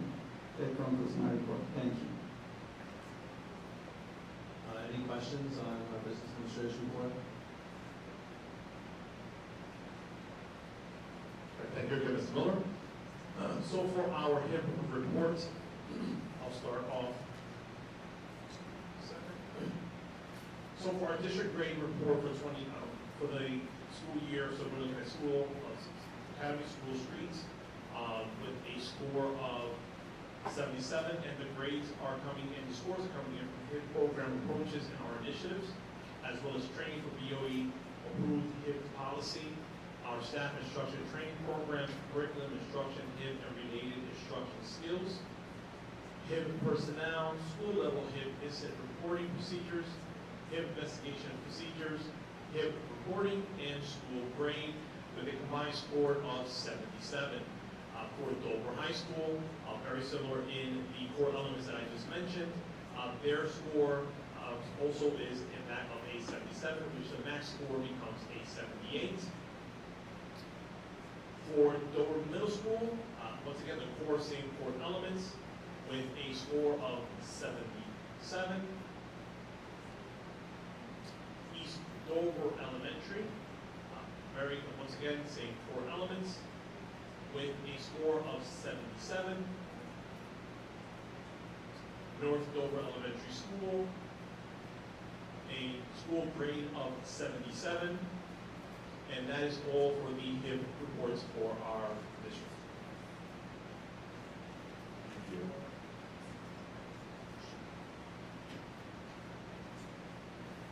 Thank you. All of our schools had a report, our score of 77, and they lost a point under other staff instruction and training. Can you explain why we lost this point and what we're going to make sure we don't in the future?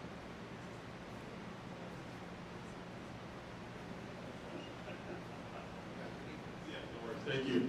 So the score went down by 1 point because the training that they provide is at late October, and at times it does conflict with other scheduled programming. One of the things that we want to make sure is that we're preparing accounts for the years to make sure that we're available to be able to gain those scores so that we continue on moving forward. And we're going to move on to some BOE reports. I'm going to do 2 of them before I go to Dr. Sainer. The Morris County Educational Service Commission held a meeting 2 weeks ago. Nothing to report there. And Ms. Downs, who was unable to be here today, and nothing new to report from New Jersey school boards because they won't be meeting until the beginning of the school year. Thank you, Mr. Miller. For the June legislative report, there are a number of new items. I'm going to highlight the ones that I think are advanced, so one that is headed to the governor's desk, but still has not been signed, and things that I think are relevant to us. There are a lot more that I have compiled that is in our shared folder if any of you would like to read it. So the following bill is headed to the governor's desk for his signature. The no-fee option for school lunch payments would require boards of education to offer a no-fee option to parents and guardians for making school lunch and other types of payments. Passed by the Senate and returned to the Assembly for a concurrence vote is extending the pause on SGOs. This bill would extend the statutory pause on the collection of student growth objective data and would add a pause on collection of administrator goals data. Under the amended bill, the collection of SGO data and administrator goals data would be passed until would be paused until the next expiration and subsequent readoption of current educator evaluation regulations. This is very relevant to our administrators and teachers. Spring break recommendations. This is S341. This is a bill that would require the Commissioner of Education to annually recommend but not require the dates on which a school district would be permitted to close its school for spring breaks. The Commissioner would be required to inform districts of the recommended dates for spring break no later than June 30th of the prior school year. This is problematic. We try to do our calendar 2 years in advance. Many other districts do, so this recommendation would fall short. I think it needs at least amended. School meal nutrition standards would require all schools in New Jersey to comply with previous nutrition standards for the National School Lunch Program and Federal School Breakfast Program adopted by the U.S. Department of Agriculture. And then finally, CTE teacher certification requirements, S4515, would prohibit the State Board of Education from requiring a candidate for a certificate of eligibility in a CTE endorsement to complete an educator preparation program which exceeds 200 hours of instruction or 1 academic year. This would update the current certification process, which requires individuals to enroll in a 2-year, 350-hour educator preparation program, and this intends to address the shortage of qualified career and technical education teachers. If you're interested, there are more items in the folder. Thank you. Anyone have any questions? Okay, do I have a motion for approval of administrative items 1 through 8? Do I have a motion? I have a second? I have a second. Any questions about those administrative items?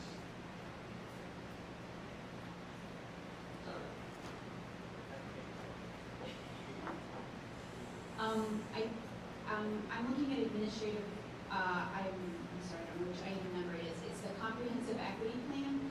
This plan is due to the state no later than June 23rd, but we are approving it tonight on the 24th. Can we make sure that this is completed and board approved prior to the due date of next year? Okay. Absolutely. This year, I think the way the board, they kind of felt brought some time down, we'll definitely be mindful of that. Ensure that we'll work with the upcoming insurances and complete it in a timely manner. But it is submitted and everything to the county, so we're good on our end. Okay, thank you. Any other comments? Ms. Phillips? Ms. Canales? Dr. Sinner? Ms. Shaw? Yes. Ms. Sones? Mr. Miller? Yes. Okay, personnel, Ms. Salinas. I'm gonna need more cake.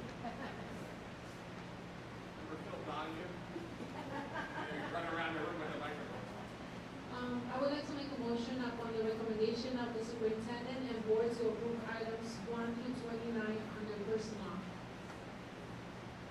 Do we have a second? Second. Okay, any discussion, any questions?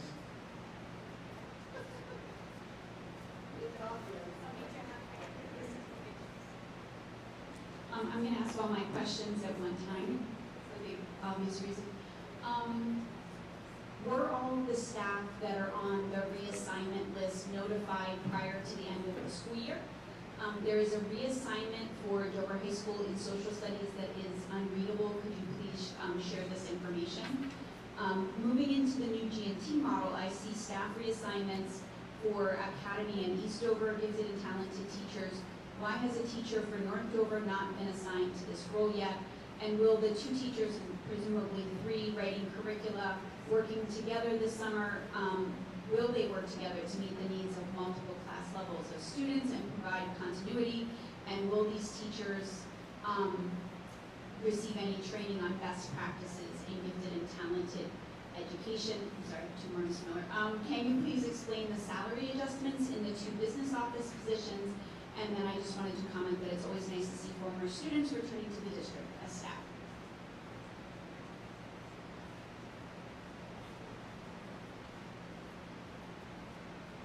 Okay, so in regards to the staff being reassigned and notified prior to the school year, we do our best to get that letters out to our staff so let them know what the reassignments are for next year. Yes. In regards to DHS social studies, it's unreadable. It's Rachel Nielsen, social studies DHS. We have to ESL DHS starting July 1st. In regards to the GNC, one of the current MDE staff members already serving in the GNC role will continue in that capacity as we transition to the new model. With the updated stripes program structure, each elementary, Eastover Academy, Eastover, and North Dover will have 1 designated GNC teacher. These 3 educators will collaborate closely this summer to develop a cohesive grade 3 to 6 GNC curriculum that includes both STEM and humanities pathways at each level. In addition to the curriculum writing, all GNC teachers will receive professional development focused on best practice in gifted education. We will continue our partnership with the New Jersey Association of Gifted Children to support training and implementation aligned with state standards and needs of our students. In the adjustments for 2 business office positions, we were planning to outsource some part of payroll, but decided to increase the responsibilities to our payroll department and save over $2,000 by not outsourcing.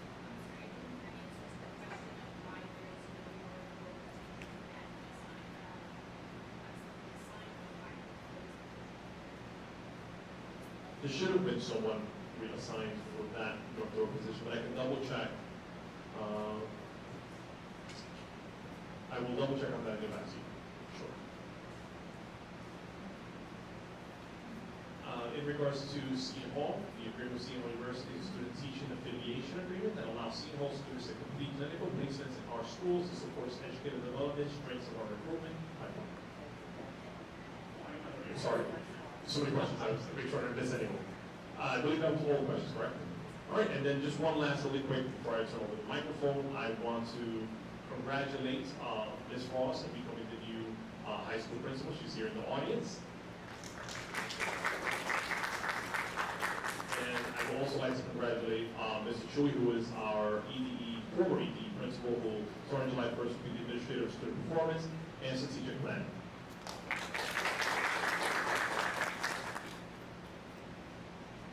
Okay, are there other questions that folks have? Okay.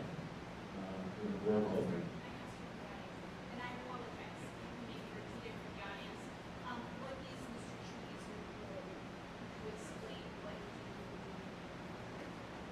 Absolutely. So the question is, what will be Mr. Chewy's new role here in district? And Mr. Chewy's new role in district is going to be focused mostly on our elementary level, as well as Title I planning, K through 12.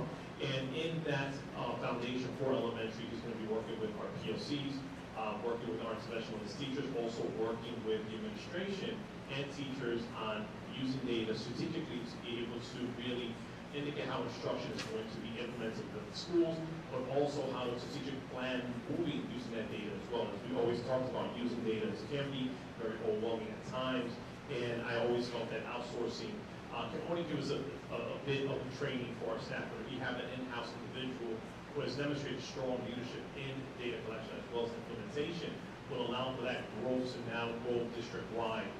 So we are very confident that Mr. Chu will be able to handle that responsibility and move forward the district in the direction we want to. Okay, and if everyone is okay with, there was an addendum, number 29, for transportation dispatcher. Does everybody see that in their agenda? So, is everybody's okay with instructions to plan. Can we have roll call, please? Ms. Phillips? So it's no for 19 and 20. And yes, sir. Ms. Canales? Yes. Dr. Sinner? Yes. Ms. Shaw? Yes. Ms. Solis? Yes. Mr. Miller? Okay. Negotiations.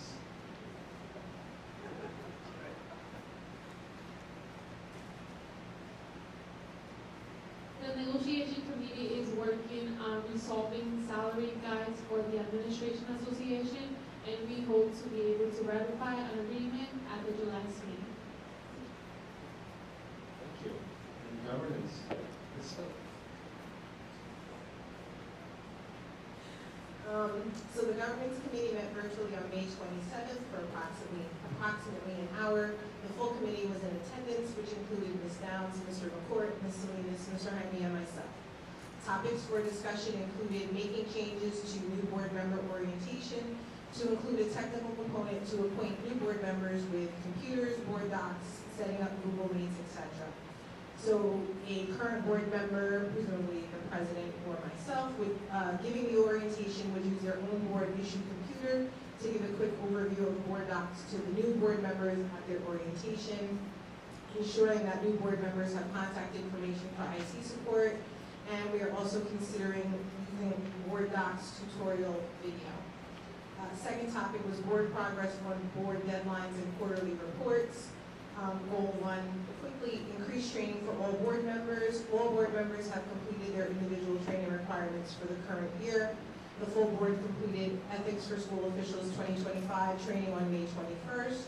We have our board retreat scheduled for July 7th, and upon completion, the board will have earned enough credits to receive certified board recognition. Goal number 2, promote community and stakeholder engagement. The board has and will continue to recognize students and staff, as well as district-wide accomplishments at board meetings. The Community Relations Committee will discuss potential community outreach opportunities at its next meeting. And lastly, Goal 3, Goal 3, promote and increase the board's efforts in sharing the factors that impact the district. We talked about the fact that Mr. Miller had attended delegate assembly on our behalf, and that Mr. McCourt was elected to the 2025-2027 MCSBA Executive Committee.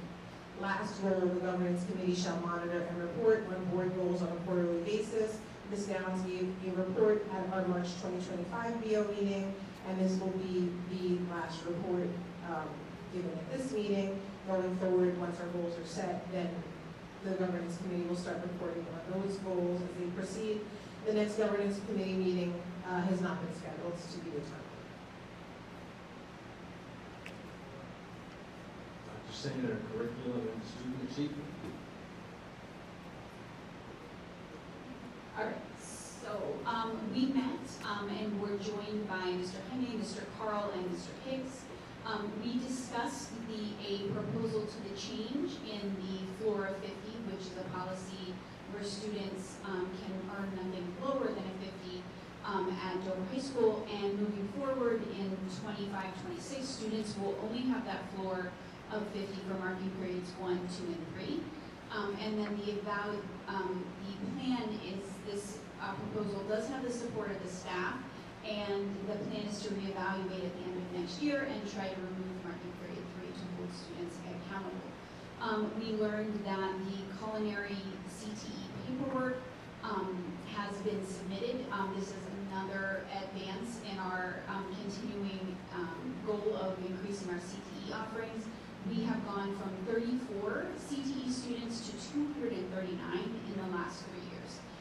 And so in particular, the culinary CTE will partner with Pontonian in-house and allow our students to gain valuable experience as they work through that program. AP summer assignments will be offered for the first time this year. We have submitted a number of grants. A focus grant for $8,700 supports early reading screeners, and that grant has been awarded. We also have been awarded a $75,000 grant from to expand our advanced placement offerings. This will allow AP teachers to attend AP Summer Institutes, as well as buy supplies for those classes. And then we have submitted but have not heard back from the Bridge Grant, which will help with the purchase of the Amira reading program, which replaces iReady. And primarily this is because Amira has Spanish capabilities. That grant is in the amount of $81,864. We are applying for the Elevate Career and Technical Education grant for $50,000 to assist with our graphic design program. The Millennium Enterprises grant, we're working with Millennium Enterprises, which helps us to find grants to apply for, one of which is the Lots of Compassion grant for $20,000, which will use vacant space next to the DHS library to create a garden. This will connect to our culinary program as well as create an outdoor classroom for our students. And then we want to acknowledge the Tigers at the County Teen Arts Festivals who won awards. The first place award to the dance club, Ms. Olmo is the instructor for that, as well as the advanced dance class won second place. Michelle Garcia's students, Eliana Thompson and Winnie Lynn, both won visual art 2D awards, and Mr. Magaro's student Amy Flores Pacheco won an honorable mention in visual art 3D. Some of us attended the National Junior Honor Society ceremony and watched 12 new inductees. A shout out to Ms. Peterson and the Dover Middle School team for pulling off that wonderful program.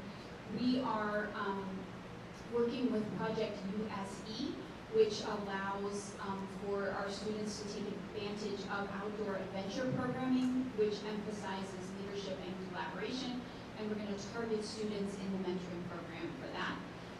We are going to be working with CCM, College Readiness Now, to provide a program to allow students to earn credit for those zero-level math classes that students sometimes have to take, so that if the students complete that course at Dover High School and earn a 75%, they can go straight into those 100-level math courses at CCM, which is the benefit to them because they're not paying for a course that doesn't count towards graduation. This will not cost anything for Dover because CCM will be paying and providing textbooks. 11 Dover students will participate in this year's William Patterson University Aspiring Educator Program. We have a working document for the completion of a whole lot of summer curriculum writing, so look forward to those coming up in July and August. And then we heard about the Dover High School SEL Day, which happened on June 18th. With that, I would like to move that we accept, I would make a motion that we accept items 1 through 8. Do I have a second? Second. Any other discussion?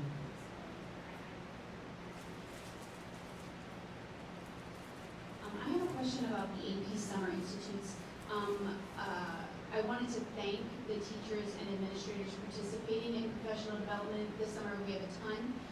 They are attending workshops that address the needs of our AP students, elementary reading, multi-language learners, and bilingual education. So thank you for those teachers giving up part of their summers to help our students, but particularly the AP Summer Institutes. I noticed that all of the teachers are attending virtual workshops, which is fine if that is their choice. But attending the larger commitment of a in-person session allows those teachers to network and collaborate and form relationships with other teachers in that subject area. And I was just asking if we're making sure that teachers can choose that option if it fits their schedule.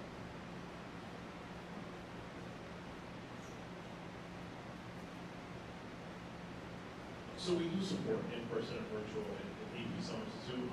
It's been based on teachers' preference, and we do ensure that they are getting the full benefit of the course during the summer.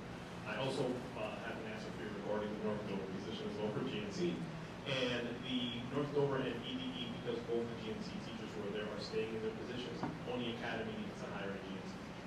So that's why there was an approval only for needed hiring for a GNC teacher at Academy, whereas Ms. Bullock will stay at North Dover and Ms. Monroe will stay at EDE. Okay, so we are potentially missing the one person to for North Dover. Is on the agenda, so might have been missed on the part. Any other comments for curriculum? Okay, we'll have a roll call. Ms. Phillips? Ms. Morales? Dr. Center? Ms. Shower? Ms. Sonia? Mr. Mayor? Okay, Ms. Phillips is going to be reporting community relations for Mr. McCoy. Okay, the Community Relations Committee did not meet in June as there were no outstanding items to discuss. Our next meeting is scheduled for August 5th. The Citizens Advisory Committee wrapped up its year on June 2nd. On behalf of the Board of Education, Mr. McCord would like to thank all of the members who gave their time and contributed to the committee's work. We addressed many issues and even resolved some long-standing complaints, which we could not have done without the members' input. And with that, I would like to make a motion to open the applications for the 2025-2026 Citizens Advisory Committee. The plan would be for the application to open, applications submitted through July.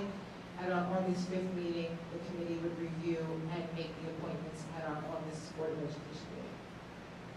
Do we have a second? Any questions? So we have to take a roll call on that. All those in favor? Opposed? Okay, finance and facilities, Mrs. Shower. All right, I'm going in the right direction. Policies. Oh, no, I'm not. Okay. Okay, here you go. Ms. Canales. The policy committee didn't meet, but we're in the process of rescheduling our meeting. We do have 2 job descriptions to approve today though. Accounts payable, which has been revised, and a school health aid, which is a new description. With that, I would like to make a motion to approve items 1 under policy. Second. Any comments or questions? Okay. Roll call.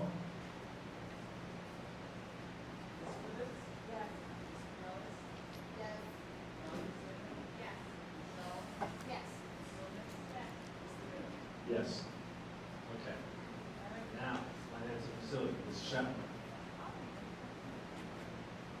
Thank you, Mr. Miller. The Finance and Facilities, or Facilities and Finance Committee meeting met on May 20th at 5:30 at the Belmont Building. The administration present was Superintendent Jaime, BA Mr. Sabagolo, and our new Buildings and Grounds Department Head, Mr. Alex Toth. It was lovely to meet him. He has jumped right into the dirty work. Board of Ed members that were there were myself, Mr. Miller, Ms. Acevedo, and Dr. Sainer. A lot of this information has already been updated by Mr. Sabagul, so I'll just hit the highlights of what we actually spoke about since he already answered a lot of the meat and potatoes of what's going on in the district. So for facilities in progress, as we can see straight out the window, we have our high school generator project. The pad has been laid, we have a fence around, they are doing the electric work. And Mr. Sabulu and Mr. Jaime are going to be meeting with the town soon to possibly talk about some price share, bring that subject up again. It has been brought up several times already, but to possibly see if the town could kick in any funds for the generator, since this is also our emergency evacuation location and the town would be using it as well. The HVAC project is in full swing. Mr. Toth gave us an update of the progress of the project. And if you drive by North Dover during the day, you can see the Hannah truck out there. They've been working diligently. The pre-wiring was already done for the middle school. There were some ceiling works that needed to be done. And I believe that's moving forward. Let's see, the space utilization plan for the Route 46 building formerly known as Dover Sport, the update on the package had been submitted to the state and we were awaiting approval, and it could possibly take several months, but we will keep our fingers crossed that things move a little bit faster. The owner continues to upkeep the property. They were cutting the grass, they were moving everything out of the building, so that's a good thing to see. The 6th grade annex building project, as Mr. Sabagulu reported, they have appeared at the planning board, so that's always a good sight to see that things are moving forward with the planning. And our next finance and facilities meeting is scheduled for the 22nd of July, and by that point, we hope that there are some answers to the questions that were posed by the planning board that we can then report on. The school budget had passed, and we were also awaiting some signed documents from the town of Dover. Were we able to? Excellent. So we have those today. So things are moving forward with that. So that was our May 20th meeting. And with that said, I will move on to the agenda items. It was awesome to hear about all of our grants that we've received. They are on the agenda tonight for approval from the board. That lots of compassion grants sound just perfect, adorable. And I did see the pictures that were posted with the curriculum notes. So with that said, I'd like to make a motion to move items number 1 through 33. Do you have a second? Conversation?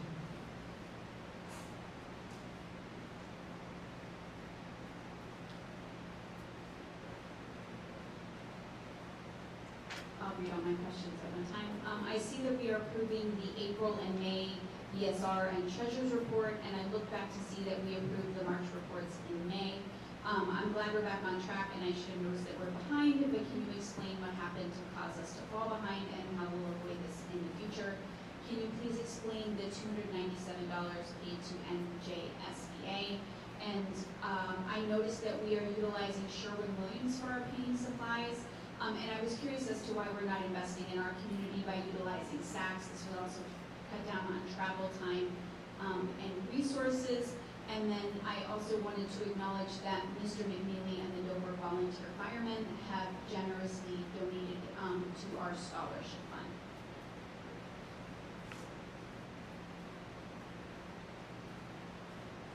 Bible, we have to approve the treasurer's report after the month ends at 60 days. So we were never behind. We were doing pretty early, but sometimes bank statement comes late, and we have some things to reconcile, and it takes time. So we're just trying to make sure everything's in order before we submit the report, but we were never late. For those NJSBs, those are the workshops for board members. Mandatory training is free with our membership, but in other extra workshops we have to pay. They're $99, $149, it goes around that range. For the Saks, we can always shop around. We can see like if the quality and the price is reasonable. We can always open more accounts. I usually don't be paid anything to the business manager. He can pick and choose the vendors like with the price. But I'll mention him, and if he can go and check, we can open an account with any vendor. Are there any other questions? Okay. Can we have a roll call, please?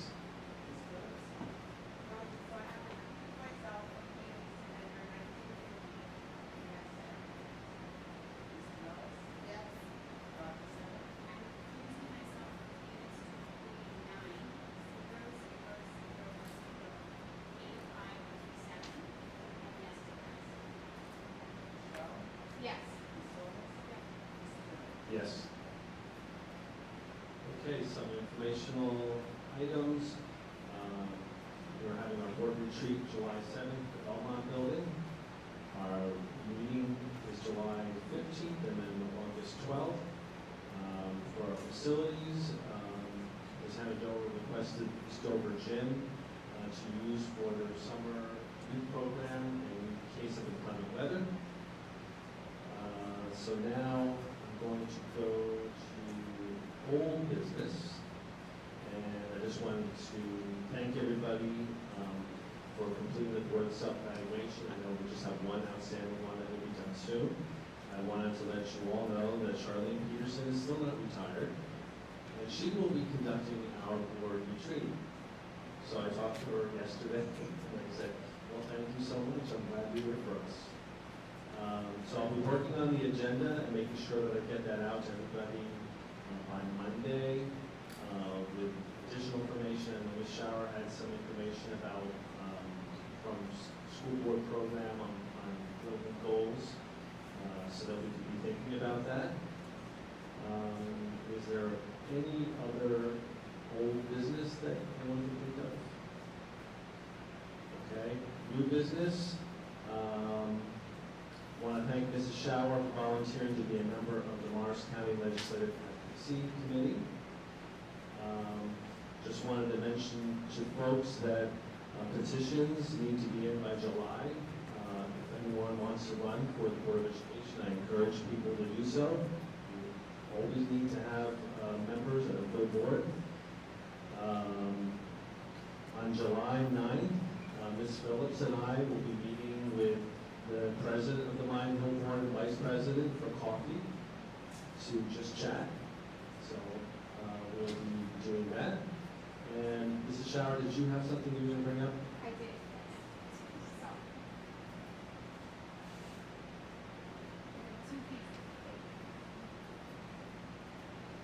Thank you, Mr. Miller. I did want to, since this was actually brought up, the cost of New Jersey School Board's training, this was an additional training that I had attended on May 30th. It was a full-day virtual training. It was very interesting. You had a number of items that you could choose to come up with 6 sessions. And the sessions that I chose were, number 1, the stories of my immigrant ancestors and yours from alienation to assimilation. And this was presented, there were 2 sessions presented by this gentleman. His name is Vincent DeLucia. Perhaps Mr. Cruz, you know him? He is a former mayor of South Brunswick. He is a 40-year educator, retired. He was also a whistleblower for the FBI when he was a mayor in South Brunswick, and there was a mini-series written about him. Very, very interesting. The 2 sessions, the second session that he presented was, why did Winston Churchill describe democracy as messy? That was very, very interesting and appropriate for the times that we live in. The other session that was presented more by New Jersey school boards, moving from macro to micro discussions. That was a little redundant, but also very interesting. The one that I had also heard at the spring forum was communicating for community connection and trust, which I know Mr. Miller had in his session yesterday. So that is really a hot topic for most communities, I would think. This last one I found to be extremely interesting. It was worth the whole entire day because in my now 15 and a half years as a school board member, I have never seen a presentation from the school nurse. And the role of the school nurse has now become so seriously important to the safety and security involved in school that the Department of Education actually offers security inspectors that will come to your school to do an overall inspection of your nursing department. And this is more so because of the delicate and confidential information that is literally in the hands of the school nurse every single day, and also in her possession during an emergency. So during a lockdown, if we have to leave the building, and during a fire drill, if she has to leave the building, there are certain documents that she has to take with her on top of student safety and health items, medication, devices, etc., etc. It was very, very interesting, and I would suggest that sometime in the future that Mr. Jaime look further into that with the Department of Education, because I think this is a new and very important push from the Department of Education. It's completely free. There is no cost to this, and you don't lose any points with QSAP or anything if they come out and find a deficit anywhere. It's all for helping the safety and security of the school district. And that was my report. Any questions for anything that was mentioned? Does anyone have anything new for new business? Okay. Now, we're coming to our second public comment portion. The board recognizes the value of public comment on educational issues and the importance of allowing members of the public to express themselves on school matters. To ensure fair and orderly expression of such comment, each statement shall be held to a time period of 3 minutes. Public comments not restricted to items on this agenda shall be entertained for approximately 30 minutes upon the discretion of the presiding officer. For those who wish to provide public comment remotely, a Google form was posted on the district website at 6:30 p.m. Remote comments will be read by a member of the Board of Education. The Board of Education will alternate between in-person and online comments. Please understand that public comment portions of our agenda are not structured as question and answer sessions, but rather they are offered as opportunities to share your thoughts with the board. The board may or may not respond to public comments. However, all comments are considered and will be investigated and addressed as appropriate. Please be courteous and mindful of the rights of others when providing comments. Comments may not be seen as abusive, obscene, threatening, or irrelevant. Please understand that students and employees have specific legal and privacy protections. The board is not permitted to respond in public to comments about students or employees. Please be advised that you are commenting at your own risk. Any public comments that are directed at a particular individual or individuals can subject you to legal liability for defamation. Is there anyone from the public that wishes to come to the podium and speak in this public portion? Okay. Are there any comments? Okay, so I'm going to close the public portion, and I'm going to ask for a motion to move into executive session to talk about personnel issues, and we do not expect to be taking any actions. And also a litigation update. No actions, okay. Do we have a motion? And a second? All those in favor? Opposed? Okay, well, have a good night, everybody. We don't see you when we come back.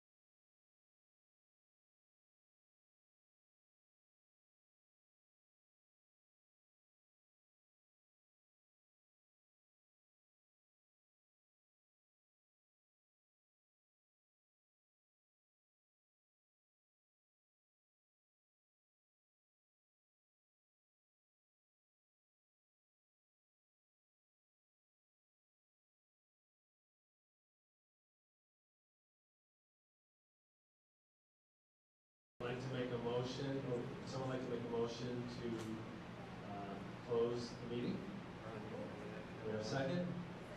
All those in favor? Aye. Good night.